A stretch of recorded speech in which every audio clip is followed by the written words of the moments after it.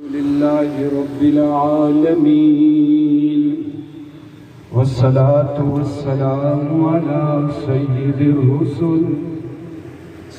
الرسل وخاتم الأنبياء والمرسلين وعلى آله وأصحابه أجمعين. أما بعد، أعوذ بالله من الشيطان الرجيم. بسم الله الرحمن الرحيم. ألف لام ميم ذلك الكتاب لا ريب فيه هدى للمتقين.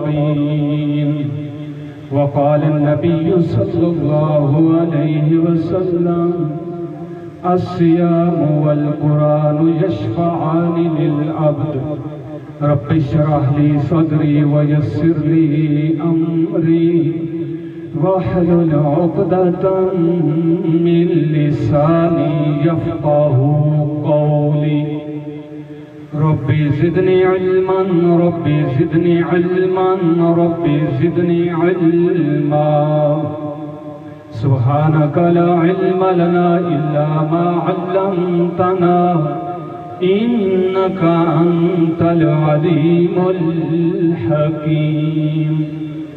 سبحان ربك رب العزة عما يصفون وسلام على المرسلين والحمد لله رب العالمين. ایک مرتبہ پھر درود شریف پڑھ لیں. آپ حضرات کو نیند آئی ہوئی ہے. ہم گاؤں کے لوگ ہیں، ہمیں نیند بھی بہت جلدی آ جاتی ہے نا. اللہم صلی اللہ علیہ وسلم.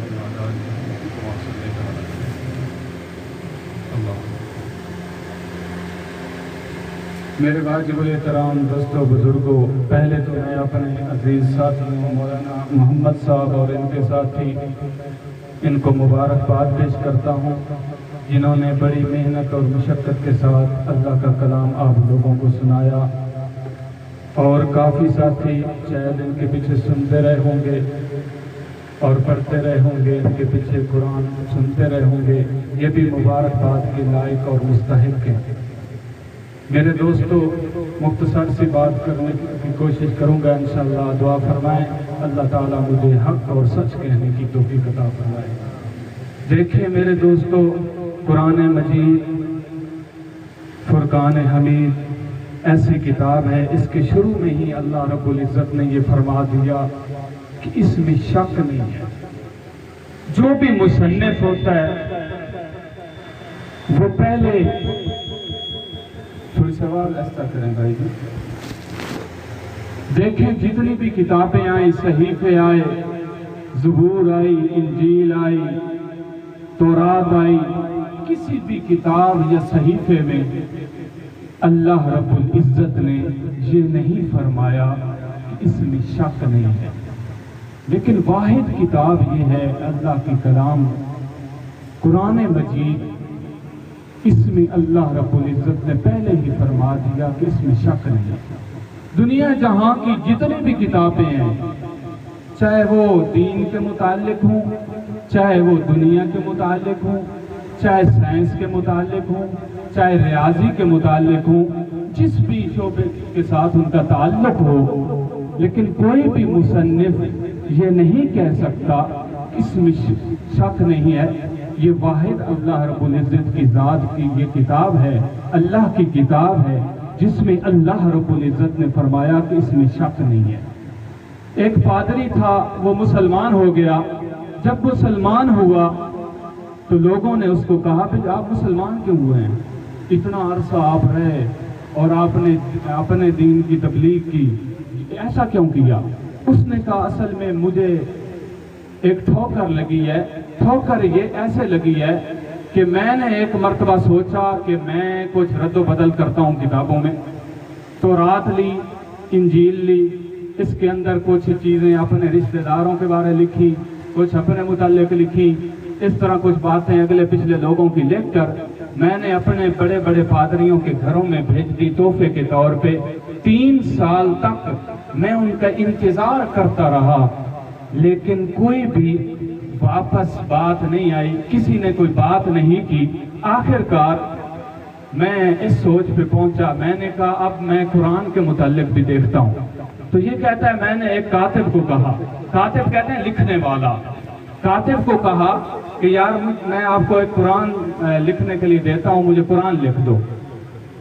اس کاتب کی کچھ عادت بھی تھی کہ وہ کچھ چیزیں اپنی طرف سے لکھتا تھا، گھڑتا تھا۔ تو اس کاتب نے لکھنا شروع کر دیا، قرآن مکمل ہو گیا کچھ دنوں کے بعد۔ تو وہ پادری آیا، اس نے کہا ہاں جی دو میرا قرآن مکمل ہو گیا؟ اس نے کہا ہاں جی مکمل ہو گیا۔ اس نے کہا ٹھیک ہے میں دیکھتا ہوں۔ اس نے کہا یہ بتاؤ کوئی رد و بدل بھی کی ہے؟ اس نے کہا رد و بدل تو یہ کی ہے میں نے، جہاں فرعون کا نام لکھا ہوا تھا وہاں میں نے اپنے باپ کا نام لکھ دیا، جہاں شیطان کا نام لکھا ہوا تھا وہاں میں نے تمہارے باپ کا نام لکھ دیا۔ اس طرح یعنی مختلف جہاں جہاں اس طرح آتے ہیں نام وہ میں نے بدلے ہیں، باقی میں نے کچھ نہیں بدلا۔ آخر کار اس نے کہا ٹھیک ہے پھر یہ مجھے دو نا قرآن، میں لے جاتا ہوں ذرا چیک کرتا ہوں۔ تو وہ قرآن کو لے کر ایک مسلمان کے پاس گیا، عام سا بندہ تھا، مسلمان تھا، حافظ بھی نہیں تھا۔ اس کے پاس جب لے گیا اس کو کہا یہ آپ کو میں تحفے میں قرآن دیتا ہوں۔ اس نے کہا ماشاءاللہ بہت اچھی بات ہے، آپ نے تحفے میں قرآن دی ہے، مجھے بہت خوشی ہے۔ 3 دن نہیں گزرے تھے ابھی تک تو مسلمان غصے میں تھا، آگ بگولا تھا۔ آتے ہی اس نے اس کو کہا تمہیں شرم نہیں آتی؟ یہ قرآن میں اتنے الفاظ تو نے چینج کر دیے، فرعون کا نام کہیں نظر نہیں آتا، شیطان کا نام کہیں نظر نہیں آتا، یہ تو اور نام آ رہے ہیں۔ اسی وقت اس کی بات سمجھ میں آ گئی پادری کی، وہ مسلمان ہو گیا۔ تو میرے دوستو دیکھو یہ کتاب جو ہے اس کے نہ زیر کوئی تبدیل کر سکا، نہ زبر، نہ پیش، نہ کوئی نقطے۔ اگرچہ یہ نقطے زیریں زبریں بعد میں لگی ہیں، حجاج بن یوسف کے زمانے میں یا ایک اور بڑے گزرے ہیں انہوں نے لگوائی ہیں، اس طرح کے قول ہیں۔ تو میرے دوستو اس میں ذرہ برابر کمی بیشی نہیں ہو سکتی۔ یہ ایمان والوں کے لیے، پرہیزگاروں کے لیے ہدایت ہے۔ حضرت سیدنا صدیق اکبر مسجد نبوی میں آئے تو آپ نے قرآن مجید کی تلاوت کرنی شروع کر دی نماز میں آہستہ آہستہ۔ ساتھ ہی سیدنا فاروق اعظم آئے، انہوں نے بھی تلاوت کرنی شروع کر دی، تلاوت کرتے رہے اونچی آواز سے۔ رسول اللہ صلی اللہ علیہ وسلم مسجد میں آئے، آپ جب مسجد میں آئے تو آپ نے یہ حالت دیکھی، صدیق اکبر ایسا ایسا پڑھ رہے ہیں اور حضرت عمر اونچی آواز سے پڑھ رہے ہیں۔ آپ صلی اللہ علیہ وسلم نے دونوں کو بلا لیا اور کلاس لی ان کی، فرمایا اے صدیق اکبر آپ ایسا کیوں پڑھ رہے تھے؟ اے فاروق اعظم آپ اونچا کیوں پڑھ رہے تھے؟ عرض کیا یا رسول اللہ صلی اللہ علیہ وسلم، صدیق اکبر نے عرض کیا یا رسول اللہ میں وہ قرآن اللہ کو سنا رہا تھا، علیم بذات صدور، وہ ذات ہے وہ تو دلوں کے بھید بھی جانتی ہے۔ تو آپ نے فرمایا اے صدیق آپ تھوڑا سی اونچی آواز سے قرآن کی تلاوت کیا کریں، اور فاروق اعظم سے فرمایا آپ اونچی آواز سے پڑھ رہے تھے، آپ کی کیا وجہ تھی؟ عرض کیا یا رسول اللہ صلی اللہ علیہ وسلم میں لوگوں کو جگانا چاہتا تھا جو لوگ سوئے ہوئے ہیں تاکہ وہ بھی قرآن کی تلاوت کریں، نوافل پڑھیں، اور شیطان کو بھگا رہا تھا۔ اللہ کے رسول نے فرمایا اے عمر آپ تھوڑا سا آہستہ آواز سے پڑھا کریں۔ اب دیکھیں اس سے مسئلہ کیا نکلا کہ صدیق اکبر ہیں، عمر ہیں، اپنی مرضی سے تھوڑا سا ادھر ادھر ہوئے تو فوراً اللہ کے رسول نے پکڑ لیا۔ اب ہم دیکھیں کتنا آگے نکل چکے ہیں، نماز دیکھیں تو نماز ہماری وہ نہیں، نماز میں رد و بدل ہے، اذان دیکھیں تو اس میں رد و بدل ہے، کلمہ دیکھیں تو اس میں رد و بدل ہے۔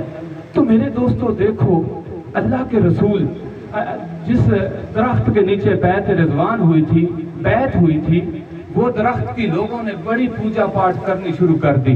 حضرت عمر رضی اللہ تعالیٰ عنہ نے فرمایا اس درخت کو کٹوا دو، حضرت عمر نے وہ درخت کٹوا دیا۔ اب اس زمانے کے لوگ ہوتے تو کہتے ہیں یہ وہابی حضرت عمر اس نے ایسا ظلم کیا۔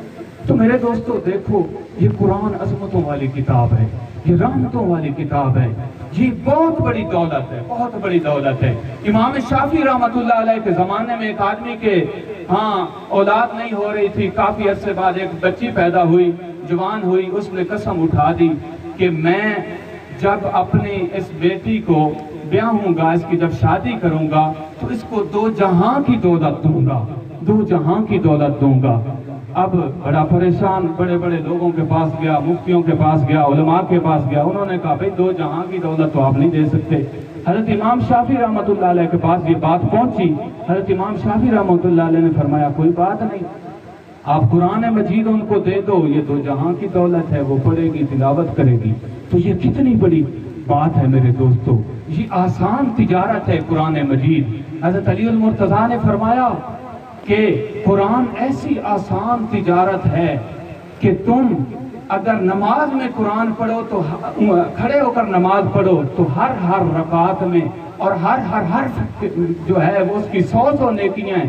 اگر آپ بیٹھ کر پڑھو تو 50 نیکیاں ہیں، اگر آپ نماز سے باہر قرآن کو پڑھو تو 25 نیکیاں ہیں، اور اگر تم وضو کے بغیر قرآن پڑھو، ہاتھ نہیں لگانا، وضو کے بغیر ویسے پڑھنا ہے زبانی، تو اس پہ اللہ کے رسول نے فرمایا 10 نیکیاں ہیں ایک حرف پہ۔ کتنی بڑی بات ہے۔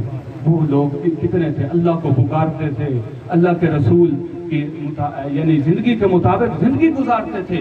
اسی بات کو میاں صاحب نے کیا ایک خوب انداز میں فرمایا، اول حمد خدا دیتا سبحان اللہ تو کہو یار، اونچی آواز سے کہو، جو سوئے ہوئے ہیں آپ تو جاگ جاؤ، ایک دفعہ کہو سبحان اللہ۔ اے ڈلی سبحان اللہ والے یہ شعر نہیں ہے، میں بات ختم کر رہا ہوں بس۔ اول حمد خدا دیتا تے جس دا نام پکارن والا، وہ کس میدان نہیں ہردا، جس دا نام پکارن والا، وہ کس میدان نہیں ہردا، چٹی چادر عملہ والی تے داغ نہ لاوی، او جنیاں روز محشر دے اے نا آکھی، اور ربا کی بنے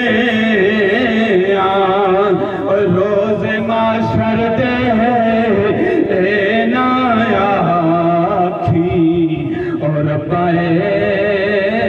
کی بنے لوہے لوہے، کیا مطلب لوہے لوہے کیا مطلب چاننے۔ میاں صاحب کیا فرما رہے ہیں؟ یہ بڑی پرانی پنجابی ہے، سمجھ آنے والی نہیں ہے، بعض ایسے لفظ ہیں۔ حضرت میاں صاحب کیا فرماتے ہیں؟ لوہے لوہے بھر لے بندیا، جو کچھ پانڈا تو بھرنا، اور شام پئی گیا دن شام محمد، اور تو گھر جان دے نہ ڈرنا، یعنی اعمال والا بھانڈا بھر لو، نیکیوں کے ساتھ بھر لو، روزہ رکھ لو، نماز روزہ کے ساتھ زندگی گزارو۔ اس لیے کیا فرماتے ہیں کہ لوہے لوہے او بھر لے بندیا، جو کچھ باندھا تو بھرنا، اور شام پئی گیا دن شام محمد، اور تو گھر جان دے نہ ڈرنا، اور باغ بہارا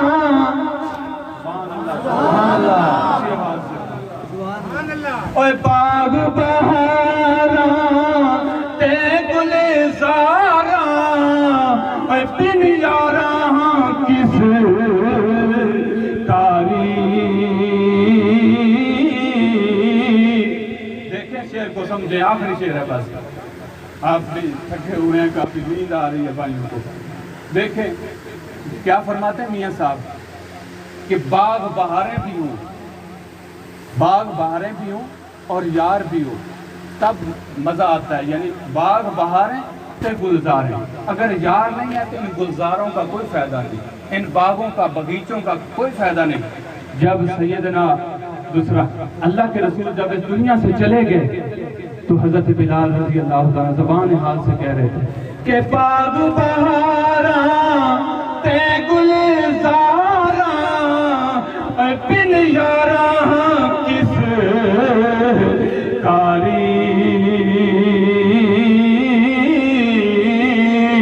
اور یاراں پاچے اور محمد بخشا تے کون کرے غم خاری اور یاراں پاچے محمد بخشا تے کون کرے غم خاری.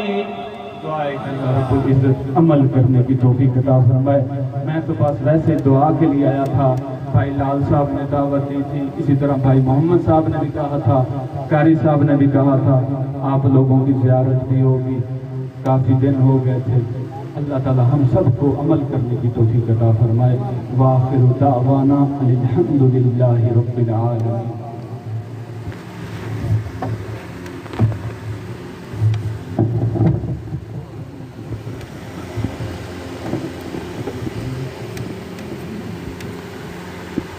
الحمد لله